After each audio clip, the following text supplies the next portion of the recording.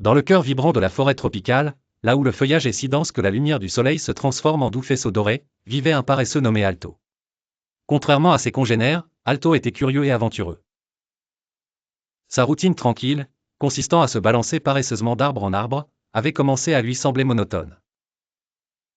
Un jour, en observant le mouvement incessant du fleuve en contrebas, il éprouva le besoin irrépressible de descendre et d'explorer les mystères qui se trouvaient au-delà de son monde feutré de feuilles. Le matin, alors que les cris des toucans perçaient la brume matinale, Alto amorça sa lente descente.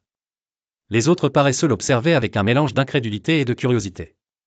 Pourquoi quitter le confort de la canopée, murmurait-il entre eux. Mais Alto sourit simplement et continua sa descente, son cœur battant au rythme des vaguelettes en contrebas.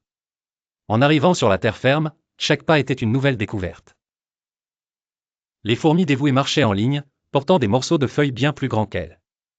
Les grenouilles de couleur éclatante lançaient des coassements énergiques, semblant rire de l'apparition maladroite d'Alto. Le monde au sol était vaste et palpitant, et il sentit que c'était là qu'il devait être. Alto fit la connaissance de Léa, une loutre enjouée qui se prélassait souvent sur les pierres chaudes au bord du fleuve. Leur amitié devint rapidement le centre de ses journées. Guidé par Léa, Alto découvrit les joies simples de glisser dans l'eau fraîche et d'explorer les ruisseaux qui gaiement se jetaient dans le fleuve principal. La loutre lui montra comment naviguer dans des eaux qui d'abord semblaient terrifiantes, transformant chaque excursion en une aventure exaltante.